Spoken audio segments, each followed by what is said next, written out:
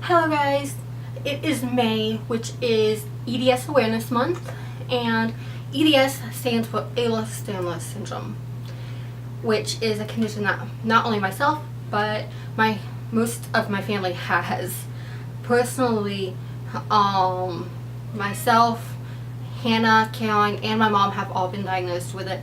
Sarah likely has it, so it's a genetic condition, which we obviously got from my mother. My dad does not have it. It's not a condition that both parents need to have to pass on to children. It's just if one parent has it, it's likely that the children will have it as well. It's 50-50 really. It's not necessary that all children, if a family such as mine, a lot of children in families such as mine, only some of the children will have it, maybe only one, maybe none of them. But in our case, we really got it. And so my mom did not know she had it when she had us. We were only diagnosed in the past couple of years. So she unknowingly passed on to us, but there was nothing she could have done about it anyway, so it is what it is. But it causes a whole host of problems, and since May is Ehlers-Danlos Syndrome Awareness Month, I thought I would share a little bit about that with y'all. Now, this includes a lot of long medical terms, and my brain is kind of working slow today, so I'll occasionally have to be looking at my notes to remind myself of those long medical words. But I hope this will be able to educate you some on this condition, and if you have it, I hope that maybe that you can learn something, or maybe you can use this video to share with others what you deal with. But this month I'm really hoping I can focus on sharing and encouraging and educating on EDS and the effects it can have. So let's get started. First off, what is EDS? EDS is a connective tissue disorder, which connective tissue is throughout almost everything in your body, and such as collagen. Collagen is one of the biggest facets of connective tissue, and while you might see collagen supplements everywhere in the grocery store currently these days, if we intake the collagen, it's not going to do anything for us, because it's just going to make our bodies produce more faulty collagen. So sadly, there's not anything we can do about that. But the collagen, it can affect things such as largely our joints and the hypermobility type, which is what I have, which I'll go into more later.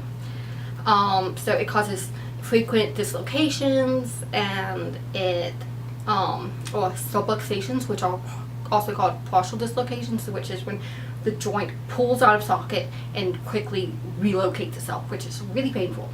And often when it relocates, it doesn't quite go in the right way, and so it can be pitching nerves and be really painful for a long time until it gradually shifts back into exactly the right place. So that's painful. It can also affect skin, especially in classical and classical-like types of EDS. So for instance, you might see people with EDS who can grab the skin on their cheeks and pull it out like this.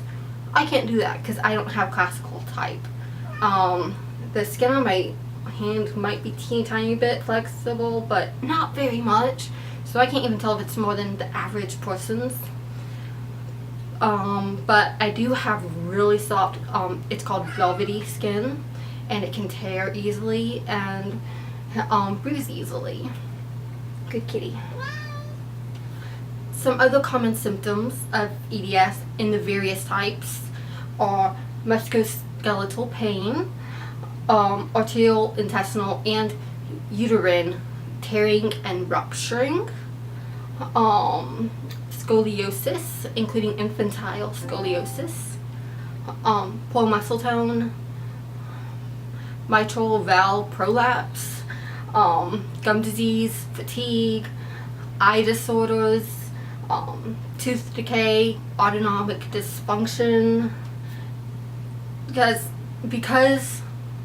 connective tissues and everything, it can have a wide range of symptoms, especially in the various types of EDS. And it requires a whole host of specialists to treat these things. I have specialized specialists, and I still need to see more. But a lot of the things that come with it can be managed but not treated. But it is important to get diagnosed. Now, as for types of EDS, there are 13 types as of March of 2017 when they reclassified EDS. Before, it was like type 3, type 1, type 2, whatever. I said type 3 first because that's what I had. But now it is called HEDS, or hypermobility EDS. But of the 13 types, there are classical EDS, classical-like EDS, vascular EDS, hypermobile EDS, orthochalasia EDS, dermatosparaxis EDS. Some of these are really hard to pronounce, as you can tell. There's cricotonic EDS, brittle cornea syndrome, spondylosplastic EDS. Sorry guys for butchering that. Muscocontractual EDS, myopathic EDS, and periodontal EDS. I am not familiar with many of these, actually.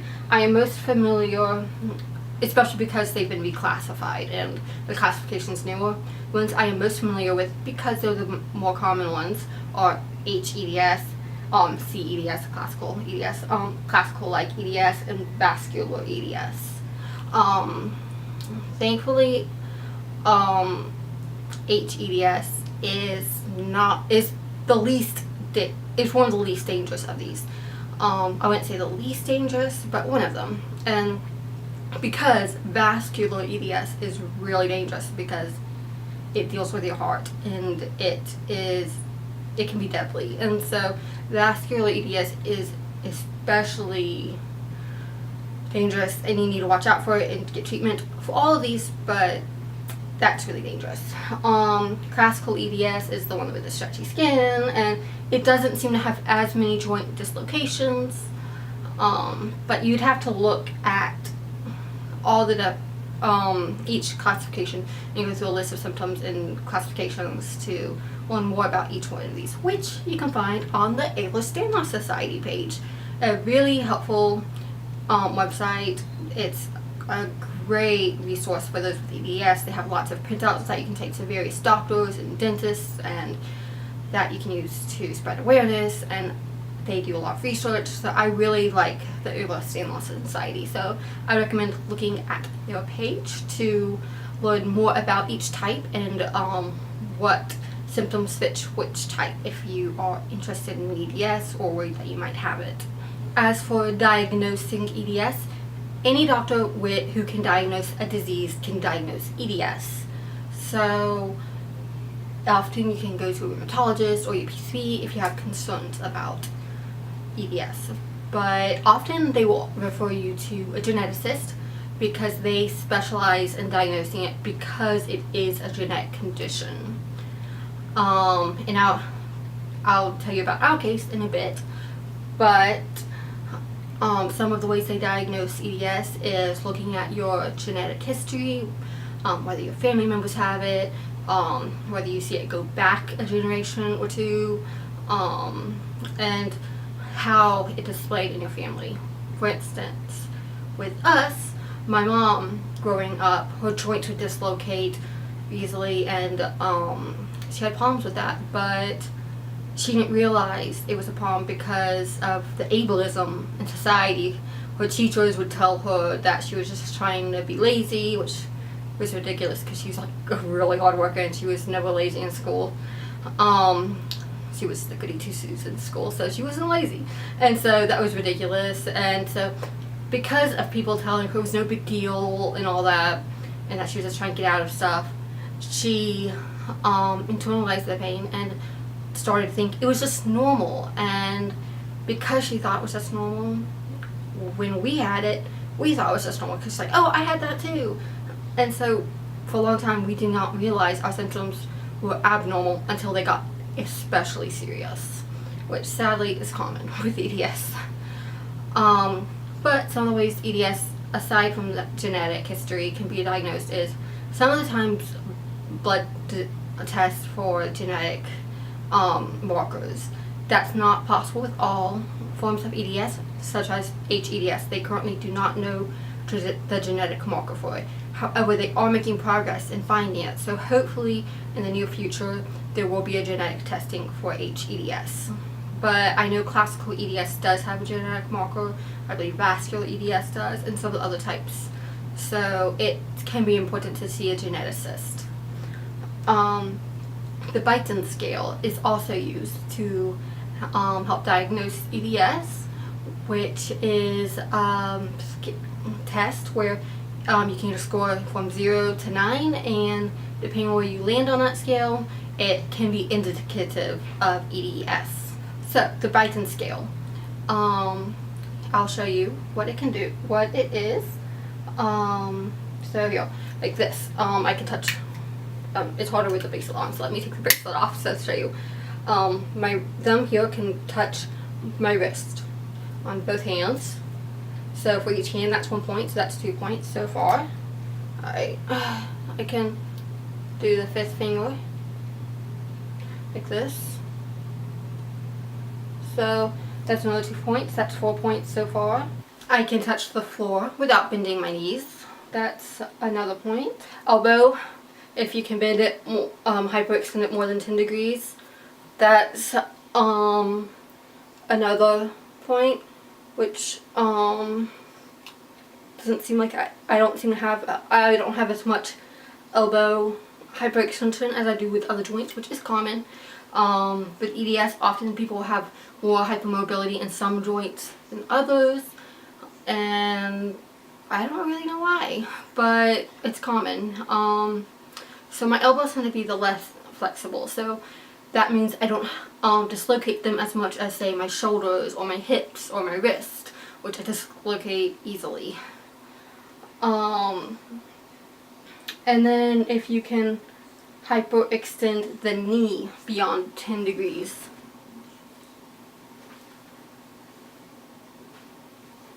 Okay.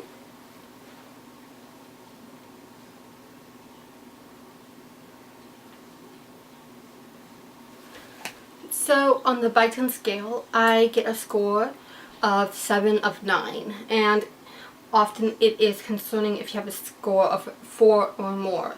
So they help use this to help determine a diagnosis. This of itself is not a diagnosis. A doctor uses this in the family history and various symptoms you have for an overall picture to diagnose you. How I was diagnosed with EDS was that we've known people with EDS, kinda. Like, I follow some spoonies or critically ill disabled people on Tumblr and Twitter who they mentioned EDS. I knew they had it, but I wasn't like familiar with it, and so I had just heard it in passing. But then my sister Hannah had come across it, and she brought it to us, and she like, I think Caroline has this. And we were worried about it. And because of that, we started looking into it. And at first, we thought only Caroline had it. We thought it was DIY EDS, which stands for Do It Yourself EDS. And it's a funny way to put it because it just means EDS without any family history of EDS. It just pops up in a person, which does happen. It's just not as common. But it turns out that once we researched it more, we saw how we fit some of the profile as well. And so we decided to seek a doctor's medical opinion on it, and we found a rheumatologist. We found a friend, we knew a friend who had said that they knew of a person with a really rare genetic joint condition that traveled like hours to go see this specific rheumatologist, and he was near us, so we figured he might have more knowledge of EDS than some other rheumatologist. So we went to that rheumatologist, and he's been a big help for us. He doesn't have as much knowledge of EDS as we hoped, but he does research. He's trying to keep up with more studies of EDS, so he is helping us more and more as time goes on. And he is such a big help, because before we first saw him, he didn't think EDS caused chronic pain, which being dislocations all the time, it's causing chronic pain, which is fine. But just when we saw him a couple weeks ago, he mentioned how studies showed that it caused widespread severe chronic pain, and so he's learning more and more, which is very helpful. But he diagnosed us with EDS using the Brighton scale and the Brighton scale, which Brighton and Brighton are different, because the Brighton scale is the flexibility scale and the Brighton scale is the criteria for diagnosis, which is using the Brighton scale, using symptoms, using genetic history, all that stuff I talked about. So he used that to help diagnose us. So he tested our flexibility, which we all tested high flexibility except for my mom, because as you get older with EDS, your joints stiffen up and you start getting arthritis, which he is shocked because she already has osteoarthritis, which is common with EDS at a young age. I know there are people with my age, which early 20s, who have osteoarthritis. So, fun thing to look forward to. But he helped to look at that. He looked at our family history to see that we all exhibited symptoms, that there are some family members that my mom remembers, like her grandmother, who exhibited symptoms and who might have possibly had it. And so he used that and all other symptoms to see that we have it. And so he diagnosed us. He would like us to see as a geneticist, just because it's safe or to do that, because geneticists have a lot of knowledge on it. But we do have a firm diagnosis on it as HEDS, because that is the only one that we fit into. We don't have classical EDS because we don't have the stretchy skin, and all our hypermobility and joint dislocations indicate hypermobile EDS. So he diagnosed us, but oftentimes they won't diagnose you till you see a geneticist, depending on the doctor. A lot of doctors like to push you off onto other doctors, sadly.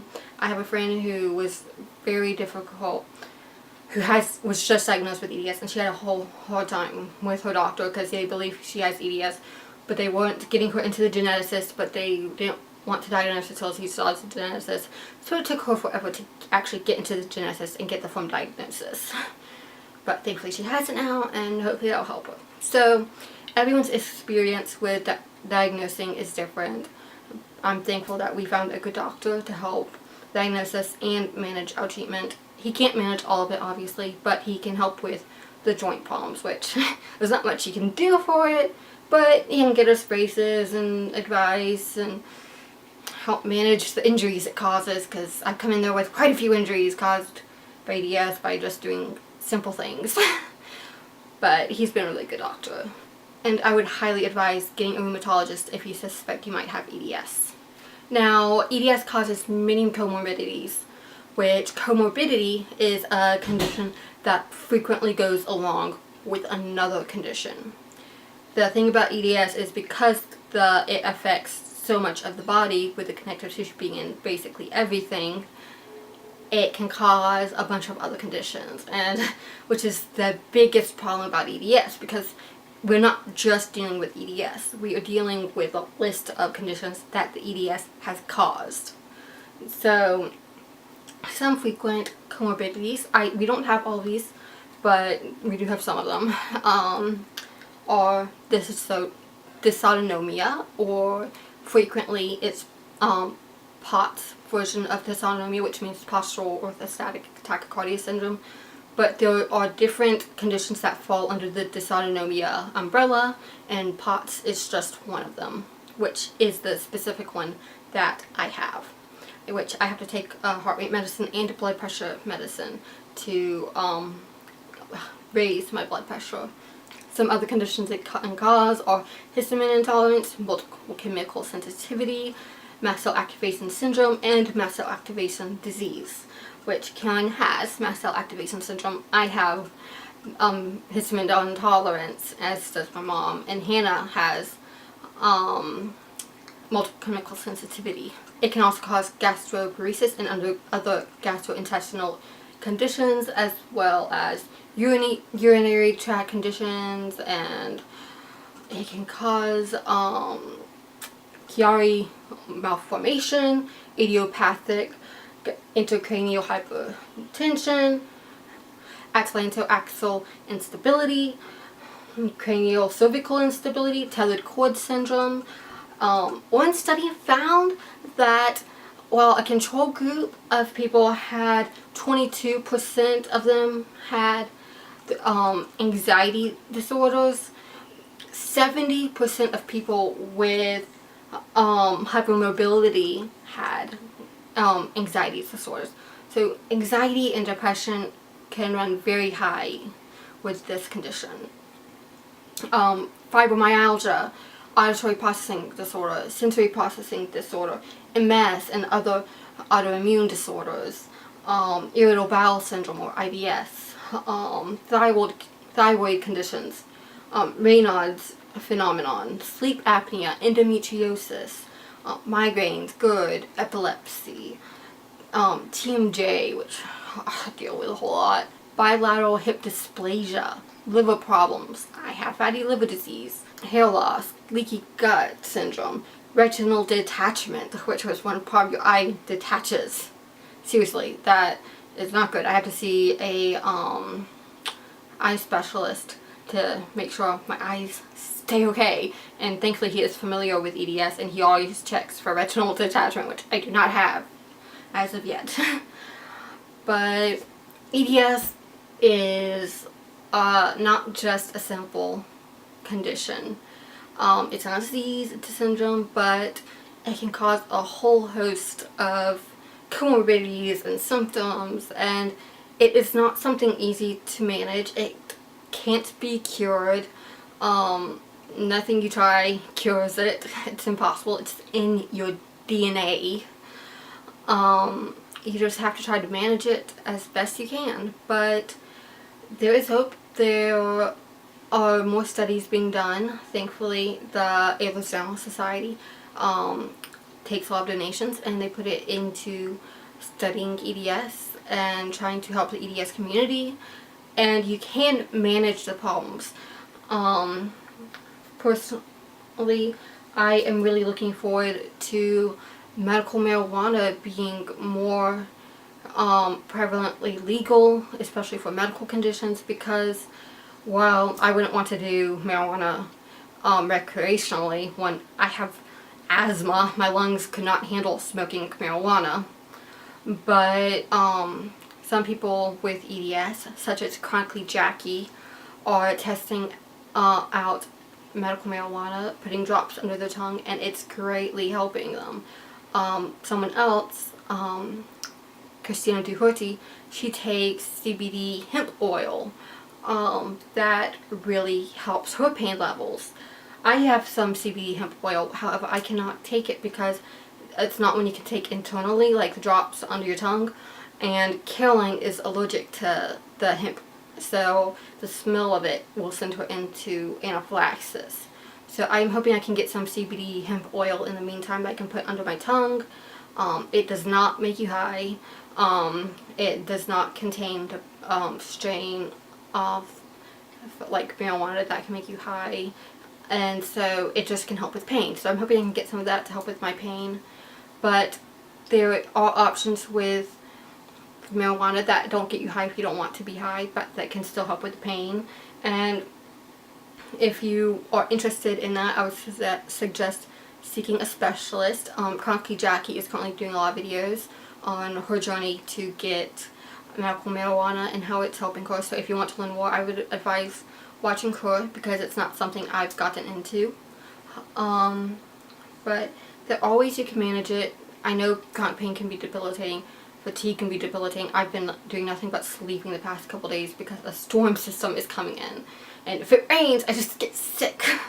And so I understand, but there is hope. And if you have EDS, I hope you can find all the doctors you need to help you, that you can find things to help manage your symptoms, and that you have a good, loving community to help you. If you don't have family and friends that support you, please know that the chronic illness community is here for you, and you can reach out to me, and you can reach out to others via Twitter and Tumblr and YouTube and all sorts of places. I have had so much love from the chronic illness community, and they have helped me so much. I've made so many friends, and I found so much support, so you are not alone in this.